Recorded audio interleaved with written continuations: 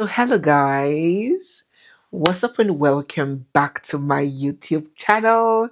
It's me, your girl barrister Neze, and this is Nezeville. When people began sending posts of this story to my Instagram inbox for me to react on, I hesitated at first because I wanted to be sure. Now let me mention here just in passing, please follow us on Instagram as well at Nezeville, okay? There you can get to see some really fun clips here and there of my stories and also share some exciting aspects that do not make it to YouTube, right? So this is my handle, Nezeville. Please search and follow me on Instagram. I'm also going to leave the link in the description box. So yes, I did want to be sure before coming on here to discuss it. First, for respect for the dead. A person lost her life. And secondly, I didn't want to stir further accusation on somebody, a widower, if that accusation does not already exist. And so, of course, I did a lot of digging, a lot of investigations, reading, and, researching. And I obtained some official documentation and police reports. So yes, there is data suggesting that an incident of this nature indeed happened. So, what exactly took place?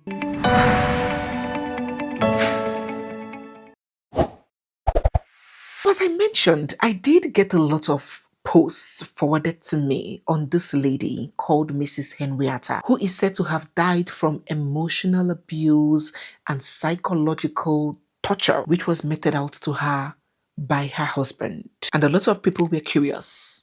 Neze, what is the law on this? Okay, this is not physical abuse. What is the law on fatality that resulted from emotional or psychological abuse? Does our law cover it? What is the provision? What is the fate of this man? And at this point, I was like, okay, take it slow. Hold up there. What happened? How did she just pass from emotional abuse? How can we really link her death to the actions of her husband? And how can you be so sure, so convinced that it is this psychological or mental abuse that resulted in that? What is the medical correlation between her husband's actions and the cause of her demise? Let us be calm. Let us not get too emotional. There are pertinent questions that need asking.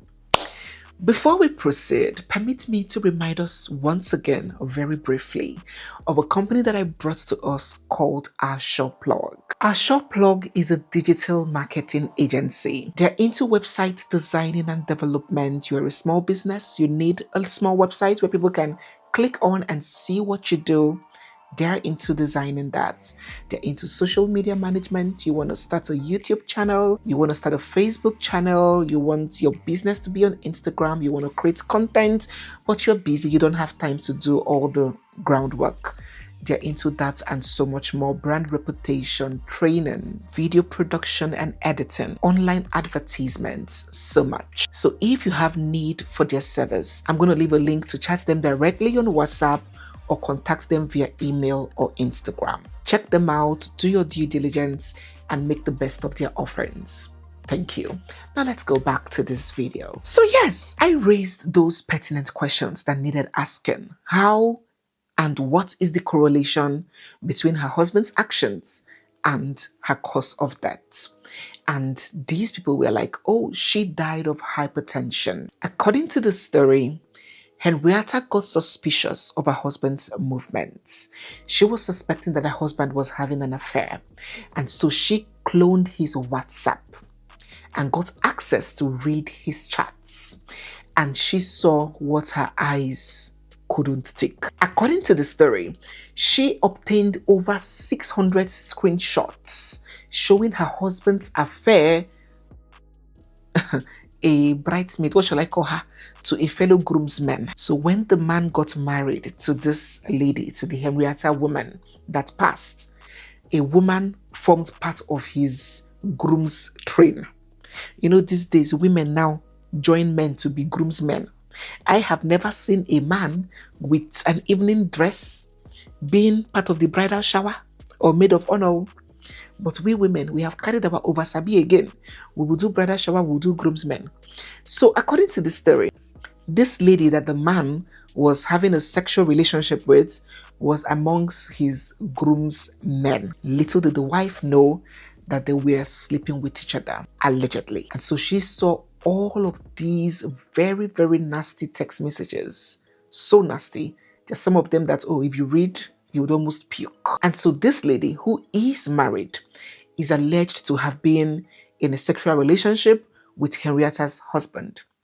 And there is a message going around on social media from this lady's husband. And when this lady's husband made that post, another person came out to drag him and call him out that he doesn't have any right to call out, to speak about his wife, that he's worse, that he too was sleeping with an, oh my God.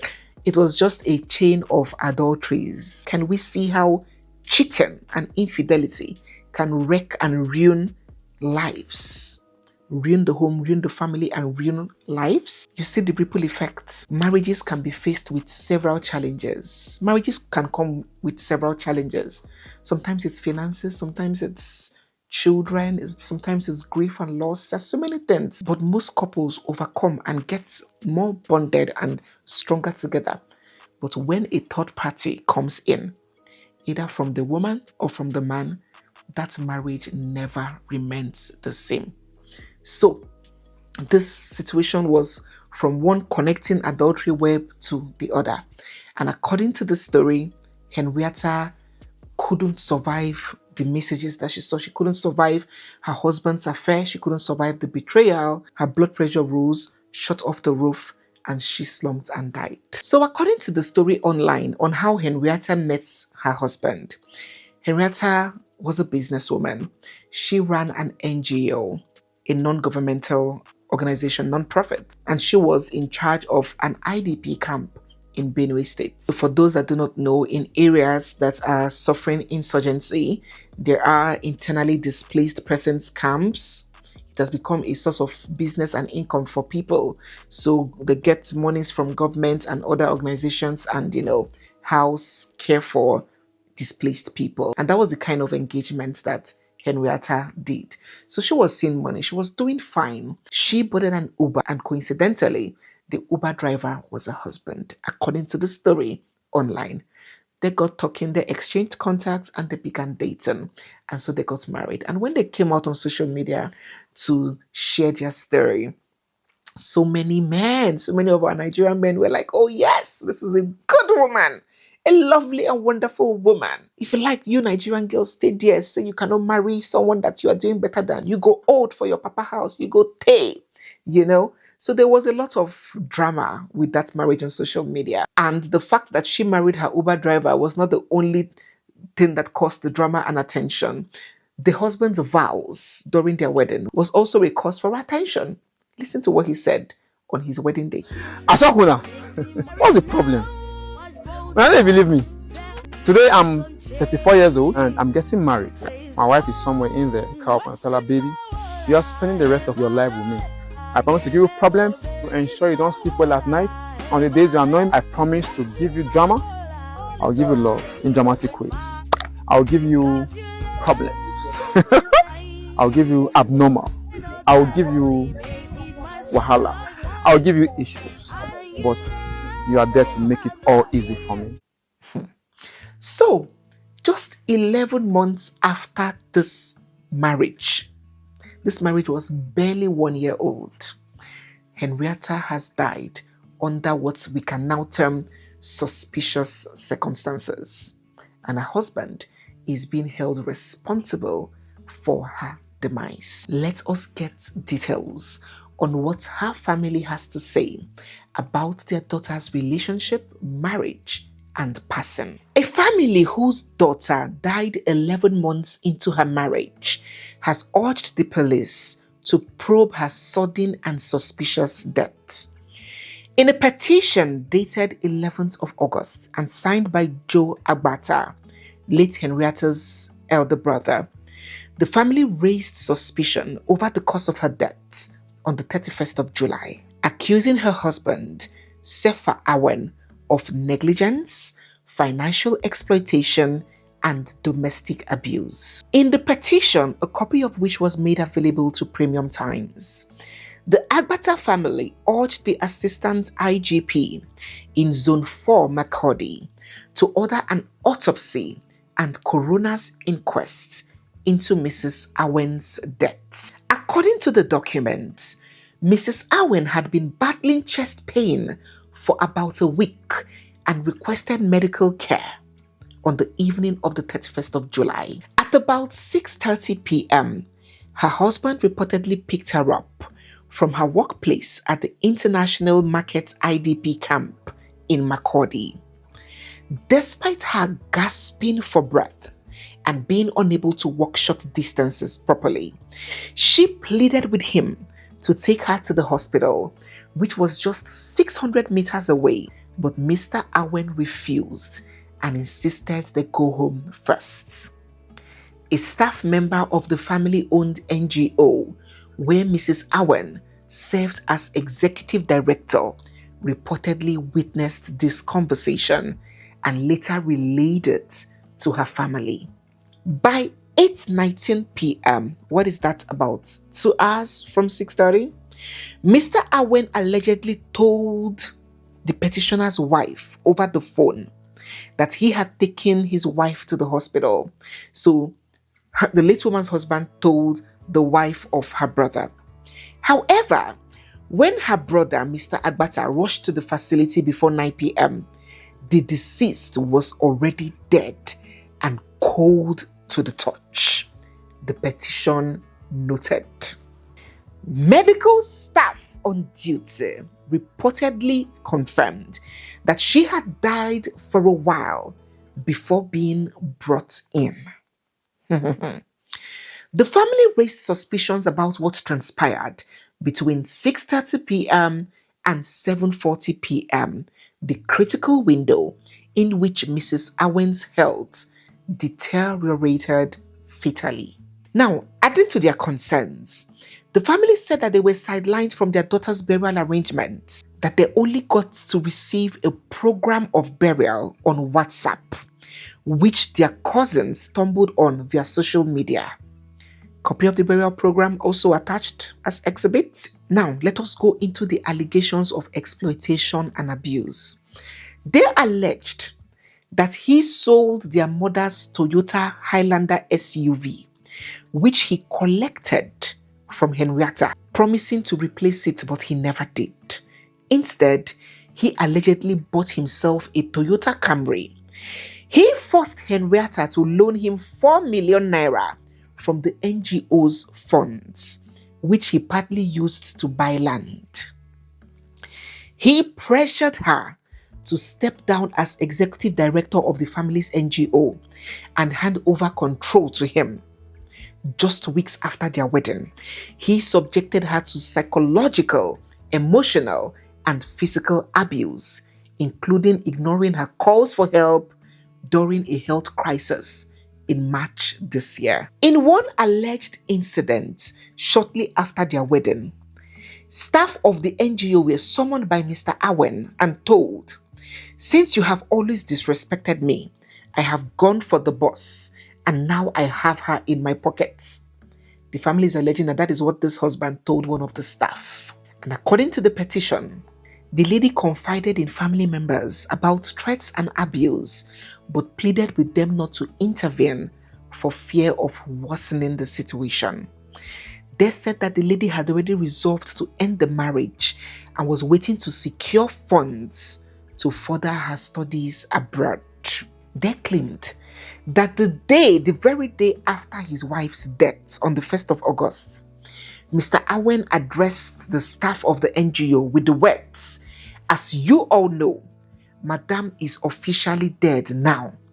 I am now in charge." So they urged the police to ensure that an autopsy is conducted on Mrs. Awen's remains and to prosecute if culpability is established. The man's family responded, rejecting these claims, and accused her brother of escalating tensions instead of allowing the family to mourn peacefully. So, What is the law's position in this situation? What does the law say? If the allegation on ground was clear physical abuse that caused death, and that can be established either via medical reports or autopsy reports, then that would have been a pretty straightforward and clear case. The discussion here would have been, was there intent to kill? If there was intent, then it would be culpable homicide, punishable by death. Or if there was no intent, then it would be culpable homicide, not punishable by death, which is punishable by life imprisonment. That would have been a bit more straightforward. But now that the discussion is around emotional abuse, psychological trauma, mental torture that led to death, there were no physical abuse. Nobody touched anybody. What is our law's position on that? This incident happened in Benue State. And Benue State is covered under the provisions of the Penal Code because it is in northern Nigeria, right? So let us read together what the section of the Penal Code, section 221, what does it have to say about this? Except in the circumstances mentioned in section 222. The circumstances mentioned in section 222 has to do with self-defense and other exceptions that can exonerate taking the lives of others. So except in those circumstances, culpable homicide shall be punishable with death if A, the act by which the death is caused is done with the intention of causing death. 2, if the doer of the act knew or had reason to know that death would be the probable and not only a likely consequence of the act or of any bodily injury which the act was intended to cause. I will explain. It simply means that if somebody does something with the intent of causing death, or knowing that the occasion of death is a probable likelihood of that action, then that person will be held responsible for culpable homicide. Now, the Penal Code was originally drafted with the emphasis on physical harm. Remember that these laws are old laws that were lifted. So they came into existence at a time where physical abuse was the only recognized and identifiable form of abuse. There was not much awareness or knowledge around mental or psychological abuse. So the Penal Code, just like most laws in Nigeria, traditionally emphasizes physical harm in homicide cases. However, if evidence, sufficient and substantial evidence, like medical reports, witness accounts and testimonies, documentation maybe in a diary, previously filed petitions, show that emotional cruelty, mental torture, or psychological abuse caused hypertension or heart failure or such medical casualty, the argument will be that that abuse set in motion a chain of events that culminated in death. Remember that the provisions of the Penal Code was more causative in nature. It didn't really say if you hit somebody and the person died. It says if the act caused the death of another. It wasn't specific on the act. So it is more causative. There is a heavy emphasis on causation. And so yes, courts in Nigeria have admitted and can admit such evidence in domestic violence related homicide cases. So I would say in this case, it depends strongly on three things, three factors. 1, what the prosecution, the police, is willing to file based on their own preliminary investigations, if they consider it enough to be filed as a homicide case. So first, it will rest on the prosecution, the police. Secondly, it would rest on the courts, what they are willing to admit in evidence and accept as proof. Of course, there has to be sufficient and substantial evidence that can back up or support the claim of that death being caused by emotional or psychological abuse, then the court has to also be willing to deem it sufficient and connecting enough. And thirdly, I think it will depend also on the very skilled lawyer, because of course a lawyer can make or mar a case. So those are the three factors that would determine how Mrs. Henrietta's case would end if it goes to court. And that is exactly what her family is pushing for. To wrap up this video, I want to highlight two things. First, I want us to see this incident as a wake-up call. You know, so many people are of the erroneous belief that abuse is only abuse when it is physical, when there are broken bones or bruises. Not quite. Other forms of abuse can still amount to criminal liability, especially if it causes death or grievous bodily harm. Sometimes the law, the courts would unmask the veil and look at the consequences of your actions, not just your methods. And we're discussing the penal code. Yes, the penal code and the criminal code may be a bit vague when it comes to other forms of abuse, but there are other criminal laws that are very clear on it. For example, the VAP Act, the Violence Against Persons Prohibition Act, it clearly criminalizes other forms of abuse. And despite that is a federal law, it is being domesticated and adopted in several states across the country. So it's a lot deeper than you think. And you might feel like this law does not work. These laws do not work until you enter trouble. Then you will know that, police they work, law they work. So law did this country. Yeah? I think that's in a lawless country.